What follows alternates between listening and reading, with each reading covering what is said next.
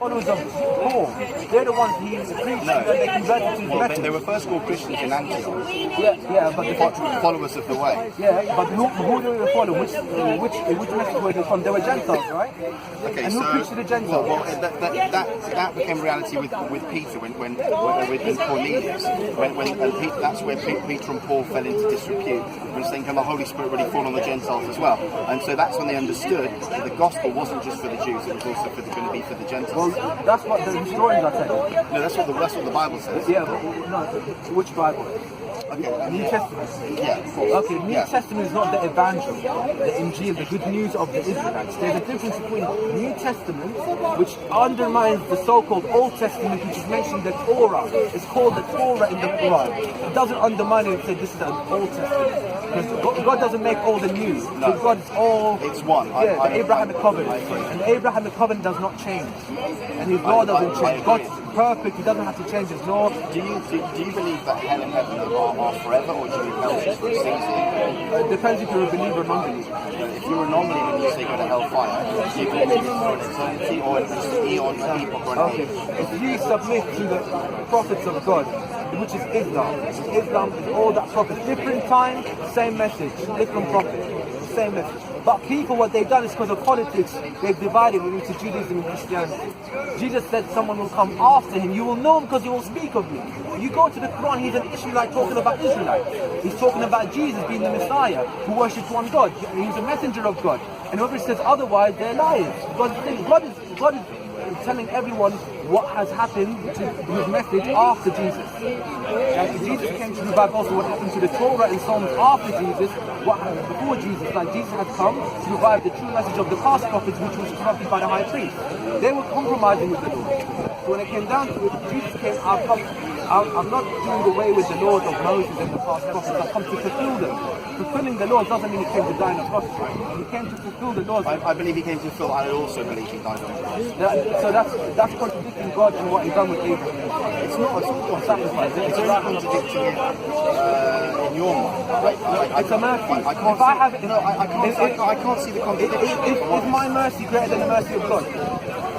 I have a ram right here, and I have a young child right here, the same age as Ishmael or Isaac. But like, if I have to slaughter one, who would you want me to slaughter? The ram or the young child? Sure.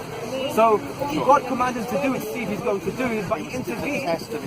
Yeah, but this is the mercy of God. He intervened and he gave him the ram. Don't slaughter the ram. I agree with that story.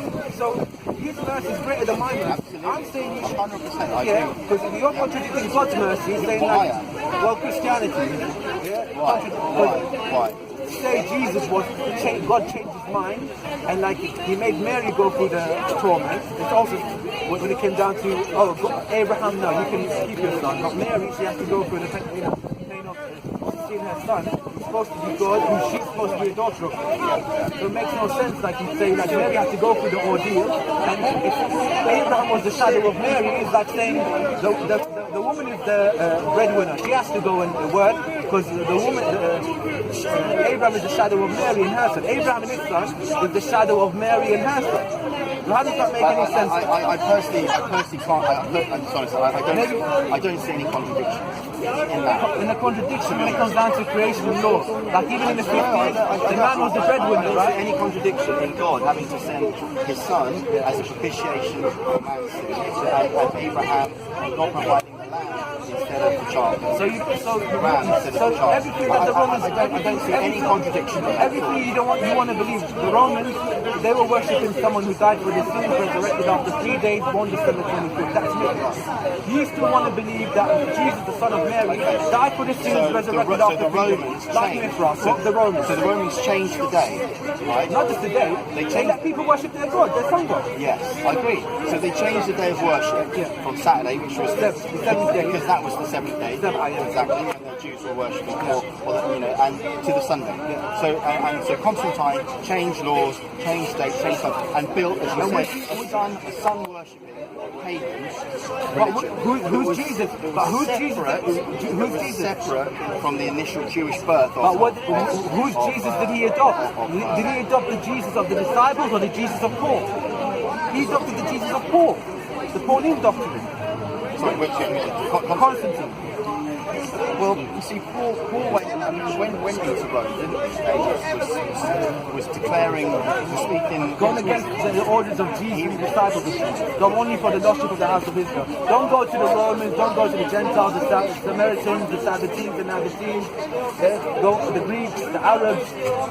Don't go to them, only go for the lost sheep of the house of Israel. Okay, so you've got a movement that starts at Pentecost, as you said. Jesus said, I've got to go, Holy Spirit's got to come. Right? No. Okay, so wait. Sorry, let me finish. Okay, so this is my understanding. So Jesus goes, Holy Spirit comes, right? And on Pentecost, the Holy Spirit is poured out, right? On all flesh. There's 100 and I don't know how many. That's the story.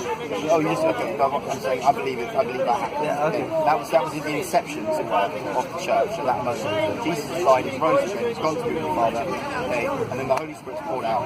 Again, upon I suppose mainly Jews, but then the household of Cornelius, which is where the gospel is then poured to the Gentiles. So, but then persecution comes, okay, and then the disciples have to disperse as soon as persecution hits, right?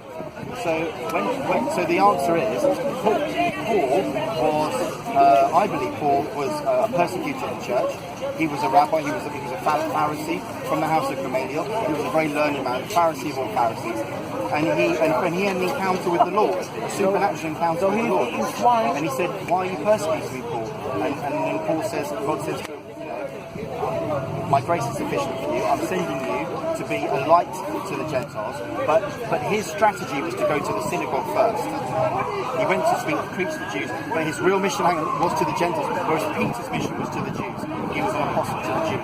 So why would God forgive Peter and not forgive Jesus when it comes down to it? Why would Judas be replaced with Paul? Judas is better than Paul. I don't believe that Paul was replaced with one of the 12. Paul was a foundational apostle sent to preach the gospel to the Gentiles. That was Jesus' mission. So how come there's a contradiction between what the Christians are doing in practice and belief and what the Jews are doing? When it comes down to paganism, when it comes down to excellent question. Circumcision. Yeah. You understand all of that more than I do because I wasn't brought up in a Muslim or Jewish family. But initially it says in Romans that a blindness has come in past to Israel until the full member of the Gentiles has come in.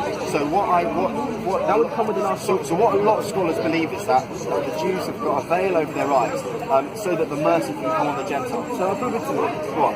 When you go to Isaiah 60, it talks about the Gentiles and the light coming to the Gentiles. I look at Isaiah a lot. Isaiah 60 is talk about the glory of Zion. Yeah. But there's no mention of the Israelites or someone coming from. It depends again what you mean by Israelites. Okay. Go on. Okay. Paul was an Israelite, isn't it? Absolutely. Okay. Yeah. So it talks about Isaiah 60 mentions the glory of Zion, but there's no mention of the Isaac, Jacob, or the Israelites. It only mentions Nebiah and Qadr. And Nebiah and Qadr are the first two sons of Ishmael. And it said the ram offerings of God is managed by Nebiah and Qadr around his altar that he makes beautiful. And the Gentiles come from afar to the light. And the gates are open night and day for the praise of the Lord. The gate of this altar, this house of God, night and day, 24/7, 365 days a year, managed by Nebiah and Qadr. Nebiah and Qadr are from Ishmael's first two sons, and these are the Saudi. This is in Mecca and Medina. Yeah, so the Gentiles are being ordered to go to where? To be managed by who? The ram offerings for sin that God's pleased with, because it's in Isaiah 60, is managed by Nebiah and Qadr. And Nebiah and Qadr follow which prophet? The people, the Saudis who manage this, and the Gentiles coming to Mecca who follow which prophet? Muhammad peace be upon him. Alright, so what do you mean? So as you can see, the Gentiles, mercy of the law coming to the Gentiles, not being done away with, was with the last prophet. Who is the comforter of the Holy Spirit? And what do you say is the Holy Spirit? Your story is a fabricated story. Which story, sorry? About Pentecost. Yeah, it never happened. You don't believe that happened? That never happened. Okay, so this is where we can't really continue because, in a sense, this is now a question of authenticity of history. Yeah, scripture and prophecy is taking place, coming to pass. If you look at Isaiah 60, it doesn't contradict Pentecost, but it doesn't contradict. This is something, the cross resurrection of Pentecost happened in 2000 So it was Paul an Arab? Was he from Nebiah from Qadr? Paul was. He was an Ishmaelite. He was an Israelite. No, he was not from Ishmael. Tribe of Benjamin. Yeah, but he was not an Ishmaelite. Isaiah 60 is talking about the one that the Gentiles are following is from Nebi of Al-Qadar's offspring, from Ishmael's offspring. The Gentiles come from afar to the light, the gates are open night and day. The only house of God that's open night and day, 24/7, 365 days a year, is the Kaaba. No other place on earth, no other religion, not even the one in Jerusalem, is open 24/7.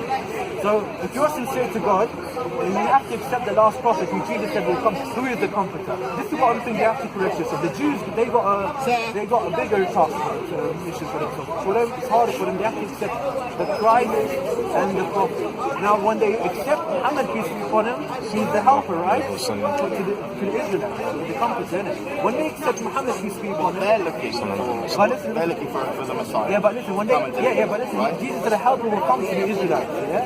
He referred to him as the comforter. When they accept Muhammad, peace be upon him, he's helping them. They also accept you're Jesus. placing Muhammad in the Holy Spirit's place. No.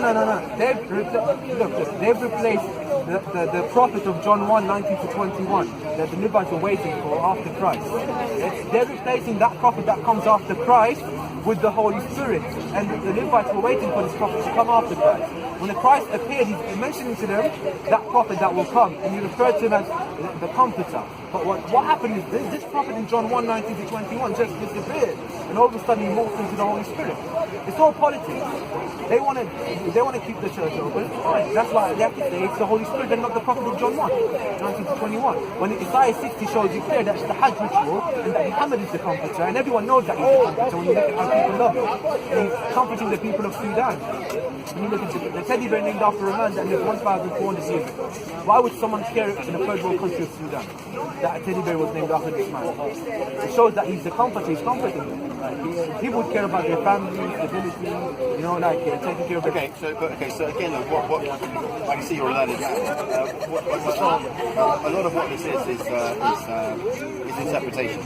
It's not interpretation. No. You want to misinterpret the truth that is but it's not just me. And the Christian church. This is interpretations that have come down traditions for hundreds of thousands of years. But Allah exposes okay, maybe, but in the Quran, He's exposing the high priest and the rabbi.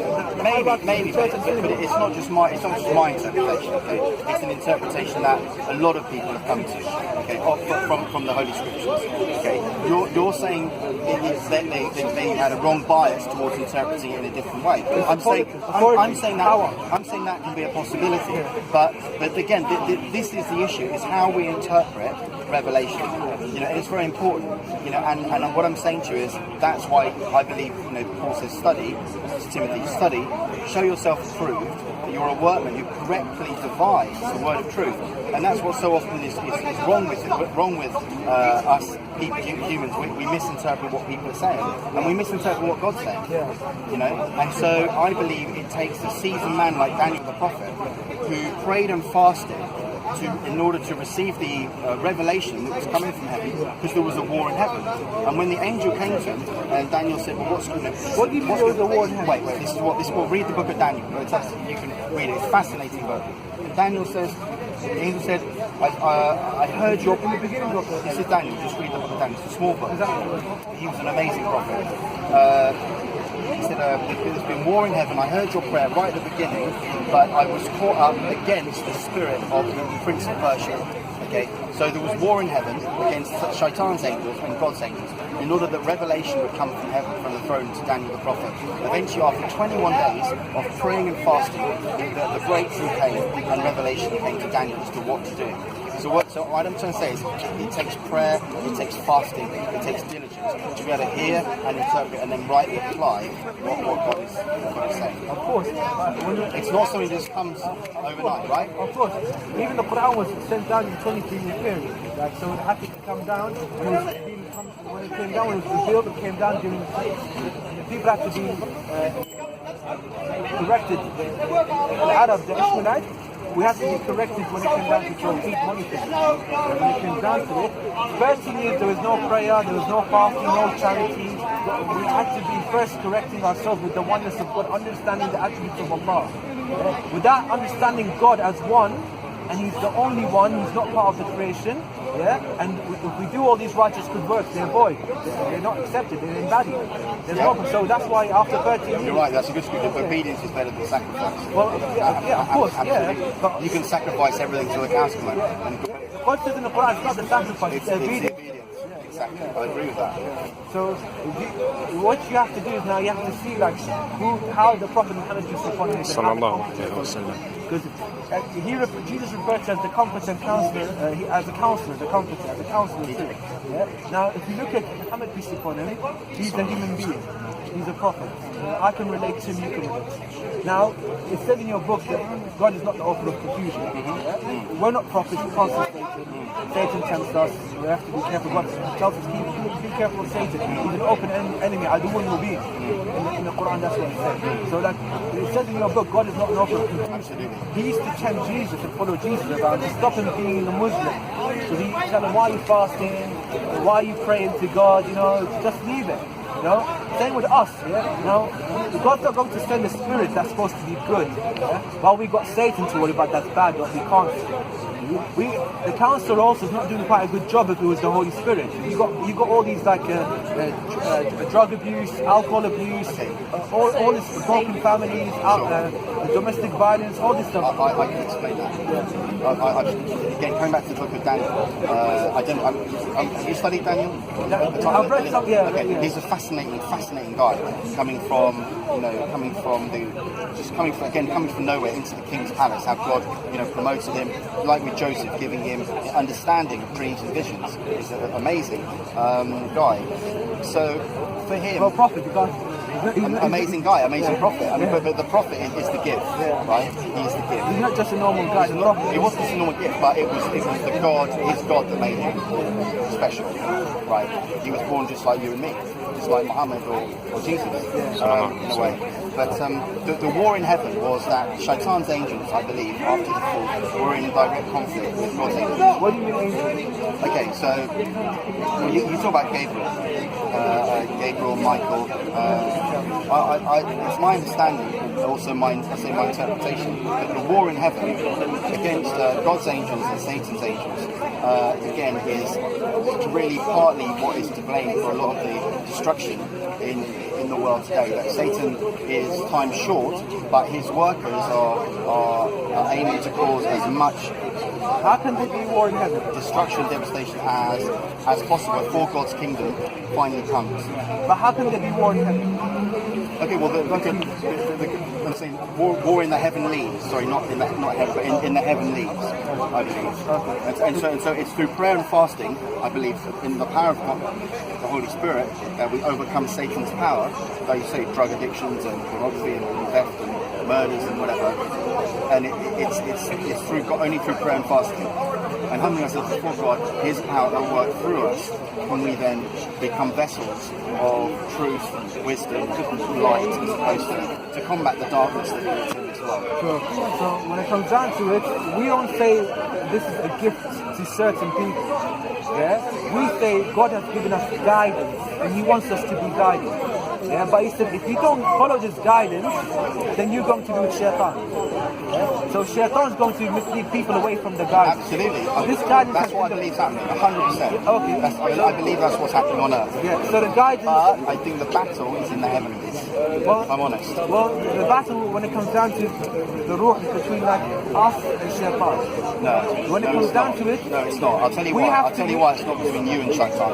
Because Satan is much more powerful than all of us. Okay.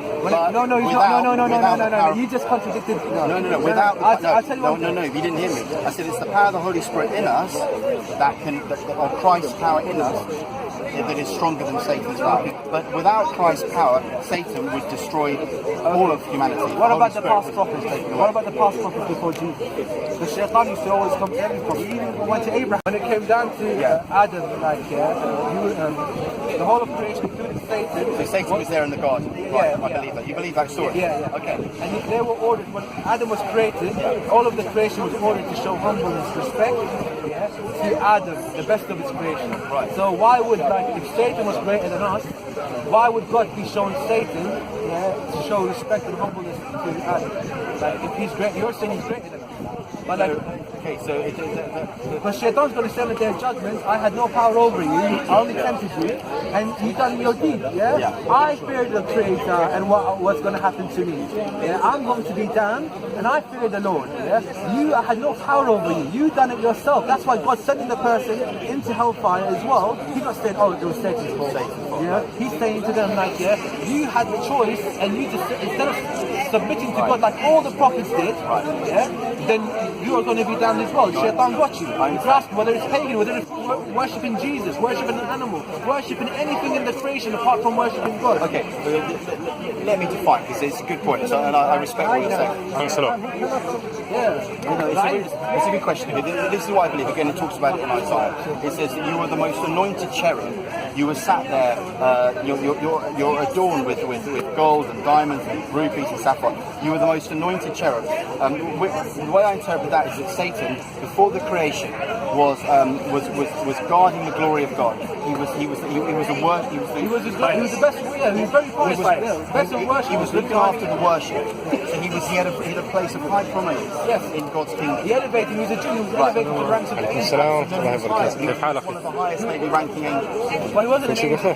بخير؟ الحمد لله. When in Christianity we believe Satan was an You see the difference between angels and jinns? I don't understand quite the term jinn thing. You can maybe explain it. Okay. Out of all the creation, the angels were created with light. Light, yeah. And the angels were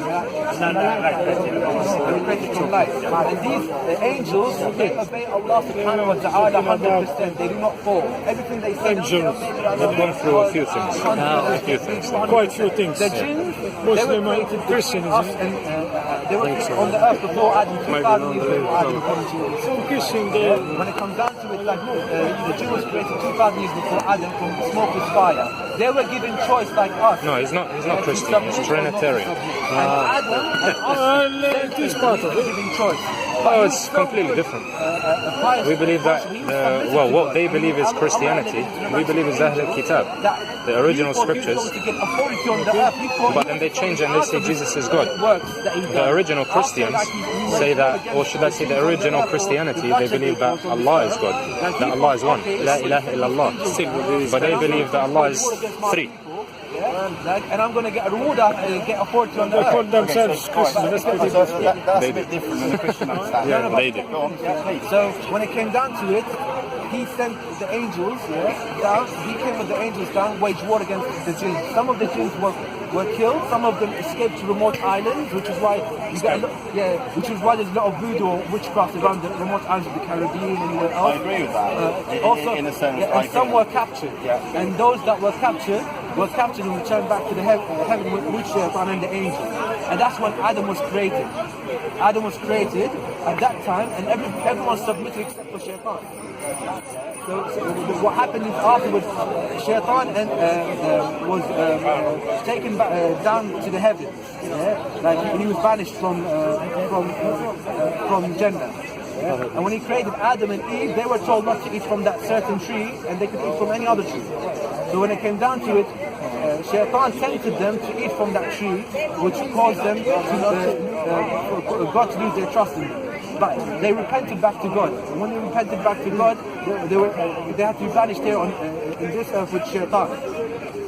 And they repented, Shaitan didn't repent. That's the difference between them. Sure. So God said to Shaitan said, I'm going to make sure it takes some of the offspring, as long as I take half of the offspring of Adam with me to the hellfire, I'm not going on my own. But God said, He said, I'm going to keep tempting them and tempting them. Shaitan said, I'll keep tempting them and tempting them. Allah said, I'll keep forgiving them and forgiving them as long as they submit to me alone and acknowledge me alone. And I'll send guidance and a message and prophets with this guidance and remembrance and warning against you. So whoever accepts this warning against you and these prophets, and they obey, follow these prophets and worship me alone, then they will be safe from you and they will be with me.